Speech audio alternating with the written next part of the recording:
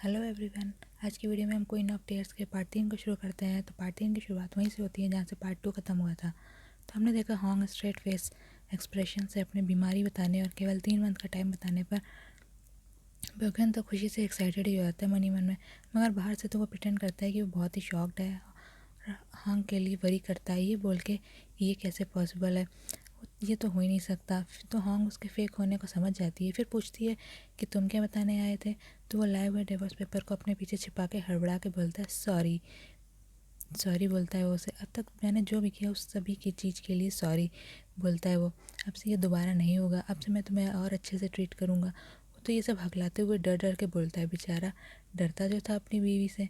फिर सैड और वरीड होने की पुअर एक्टिंग करता है और कहता है मैं कैसे रह पाऊँगा तुम्हारे बिना, मैं बहुत ही शॉक्ड हूँ। बट हॉन्ग तो उसे स्ट्रेट फेस से देखे ही जा रही थी। फिर पूछती है क्या तुम सीरियस हो। तो वो एक्टिंग करके बोलता है हाँ और क्या पागल। फिर वो उसे हक लेता है अचानक और उसे आई लव यू बोलता है हॉन्ग इन को। तो हॉन्ग उससे कहती है अगर तुम मेरे बिना नहीं रह सकते हो तो चलो साथ में मरते हैं। फिर ये सुन बकन तो शॉकिंगली पूछता है कि क्या बोला।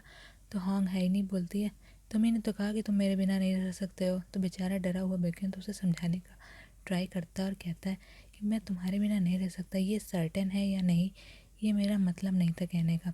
मैं बस सोच रहा था कि मगर ऐसा पॉसिबल होता तो मैं बस क्यूरियस था। तो वो तो बेचारा अपनी जान बचाने की पूरी कोशिश करे जा रहा था ये सब बहाने बता के और एक्सप्लेनेशन दे के।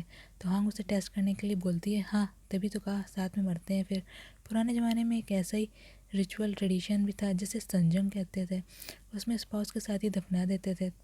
ये सुन बेचारे बेकन की तो सिट्टी पिट्टी गुम हो जाती है। फिर हॉक कहती है कि तब तुम मुझे आफ्टर लाइफ में बेटर ट्रीट करना। तो बर्गन कहता है अरे तो यार तुम ऐसी सिचुएशन में भी वैसे बुरा मजाक करने में एक्सपर्ट ही हो, वो भी स्ट्रेट फेस से। तो हॉन्ग कहती है तुम्हें क्या ये सब मैं मजाक करते हुए नज़र आ रही हूँ, मैं सीरियस हूँ, तुम ज़्यादा ड्रामेटिक मत बनो। तो बेचारा बर्गन कहता है ये बताओ डॉक्टर ने एग्जैक्टली क्या बोला है। तो पास सीन दिखाते हैं जब हॉन्ग ने बर्गन को साथ में चलने को बोला था मगर उसने मना कर दिया था। तो वो डॉक्टर के यहाँ ही गई थी तभी उसे बताया था डॉक्टर ने। तो प्रेजेंट सीन में बकन ये जानने का ट्राई करता है कि हॉन्ग से दोबारा सच में भी छुटकारा सच में भी मिल रहा है या नहीं। फिर वो उसके साथ डॉक्टर के यहाँ चलो और कन्फ्यूज़न दूर करने को बोलता है, क्योंकि वो तो किसी तरह का कन्फ्यूज़न नहीं चाहता था, वो तो बिल्कुल पूरा कंफर्म चाहता था। 3 महीने उसके मन में लड्डू जो फूट रहे थे कि बिना डाइवर्स के उसे शांति मिल जाएगी। फिर वो कहता है हॉन्ग से पता नहीं मैं आज रात सो भी पाऊँगा या नहीं। ये कहने के बाद नेक्स्ट सीन में बेकन को तो मज़े से सोते हुए दिखाते हैं, पूरे बेड में फैले हुए गहरी नींद में सो रहा होता है, जैसे पूरी लाइफ में पहली बार उसने पूरी चैन की नींद आई हो उसे। फिर जगने पर वो मिरर के सामने तो हैप्पी दिख रहा था और गाने गा रहा था, गुनगुना रहा था। तभी याद आने पर कि उसे तो सैड और वरीड होना है, प्रिटेंड करना है। तो ये तो फिर वो अपनी स्माइल को सैड फेस पे एक्सप्रेशन में बनाने का पूरा ट्राई करता है। फिर वो हॉन्ग के रूम में जाता है तो सोई हुई हॉन्ग को जगाने का ट्राई करता है मगर वो तो नहीं जगती है। तो उसे लगता है कहीं ये टपक तो नहीं गई है, तो वो उससे चेक करता है उसकी सांसें, तभी वो आंखें खोल देती है। तो सडनली बेकन अपने शॉकिंगली एक्सप्रेशन को छिपाने के लिए उसे किस कर लेता है और कहता है ये मॉर्निंग कैसे, गुड मॉर्निंग कहता है उसे। तो हॉन्ग पूछती है क्या तुम मजे से सोए थे, तुम्हारी स्किन तो बहुत बढ़िया लग रही है। तो बर्गन अपनी फेस स्किन चेक करने लगता है, कहता है नहीं तो ऐसा कुछ भी नहीं है। तो हॉन्ग कहती है मैं तो पूरी रात ही नहीं सो पाई, बस करवट बदलती रही। नेक्स्ट सीन में हॉन्ग और बर्गन कार से जा रहे होते हैं डॉक्टर के यहाँ। तो हॉन्ग उसे वार्निंग देती है कि गलती से भी किसी को मत बताना मेरे बारे में ये बात, अगर किसी को भी पता चला तो वो तुम्हारी ही गलती होगी। तो बेगन तो हकला के कहता है हाँ हाँ ठीक है, पर तुम ये बात सीक्रेट रखोगी क्या हमेशा। तो वो कहती है हाँ फैमिली को तो बिल्कुल भी नहीं बताना है, उन्हें तो सबसे लास्ट में पता चलना चाहिए। मैं बहुत क्लोज हूँ एक ट्रिलियन क्लब ज्वाइन करने के, मैं ये बता के रूल नहीं करना चाहती, अगर उन्हें पता भी चला तो मैं घर से निकाल दी जाऊँगी, फिर वो लोग मेरी प्रॉपर्टी पे लड़ेंगे और मैं ये अलाउ नहीं होने दे सकती। नेक्स्ट सीन में हॉन्ग का भाई अपनी वाइफ के साथ अपने ग्रैंडफादर के बुलाने पर जाता है। तो डरा हुआ पूछता है वाइफ से कि तुम्हें क्या लगता है ग्रैंडफादर मुझे क्यों देखना चाहते हैं ब्रेकफास्ट के टाइम में। तो वो तो बेचारा डरा ही जा रहा था और कांपा जा रहा था। वो कहती है कि तुम्हें कोई आइडिया है कि वो क्यों मिलना चाहते हैं। तो वो कहता है कि शायद मेरे उस ऑर्गेनिक कॉफ़ी ब्रांड के न्यूयॉर्क में लॉन्च के बारे में बात करना चाहते होंगे, तो वो डील उसने खो दी थी, शायद इसीलिए वो मुझे डांटना चाहते हैं। फिर वो डरते हुए उनके पास जाता है और उसके दादाजी उसे डांटते हैं, चिल्लाते हैं, कहते हैं तुमसे ये काम भी नहीं हुआ।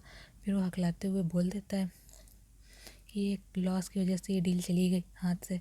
तो वो कहते हैं क्या मतलब है, कौन सी डील की बात कर रहे हो तुम। तो वो तो बेचारा सब बकबका देता है, वही जो न्यूयॉर्क में ऑर्गेनिक कॉफ़ी की लॉन्च करने वाला था मैं, आप इसी के बारे में तो बात करने जा रहे थे ना।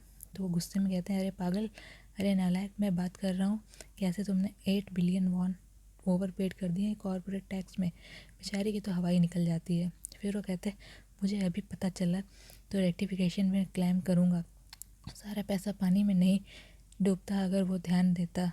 तो तुम्हारा साला ही तो है फाइनेंस डायरेक्टर, तुरंत फायर करो उस नालायक को। और तुम इतने कॉन्फिडेंट थे उस कॉफ़ी डील के लिए, क्या तुमने वो भी पानी में डुबो दी, नालायक कहीं के।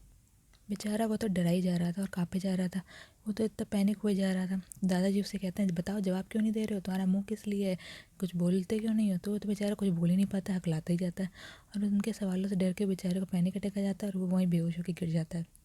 नेक्स्ट सीन में उसे बेड पर बीमार देख के उसकी मॉम बहुत शॉक्ड और वरीड होती हैं। वो कहती हैं कि तुम ज़रूर उनकी वजह से स्ट्रेस्ड आउट हुए होगे।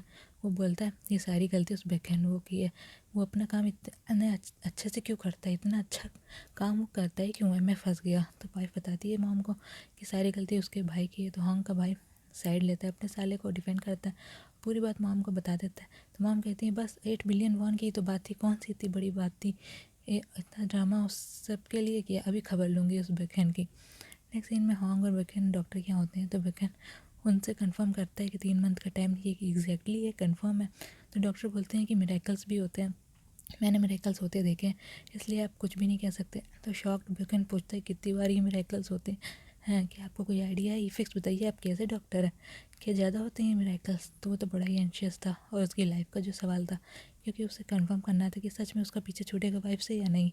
तो हॉन्ग के जाने के बाद वो और पूछता है डॉक्टर से अपनी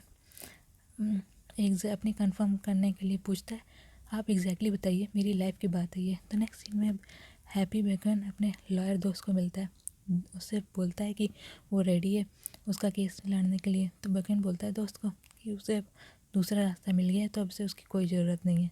तो वो बोलता है भगवान ने उसे दूसरा मौका दिया है सेफ पार्टिंग का। तो बेकन उसे फिर बताता ही है। तो दोस्त पूछता है, क्यूरियस होता है कि ऐसा क्या हो गया। तो बेकन उसे एक जगह कार से मिलने का बोलता है सीक्रेटली, वो भी पार्किंग प्लॉट में।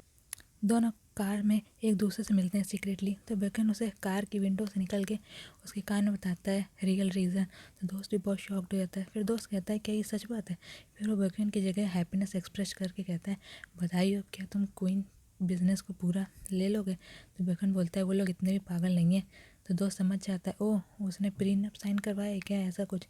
तो बेकन बोलता है कि उसने अपनी विल में लिखा है कि वो मुझे कुछ भी नहीं देगी, मैं तो फिर भी खुश हूँ, फाइनली मुझे छुटकारा जो मिल रहा है इजी तरीके से।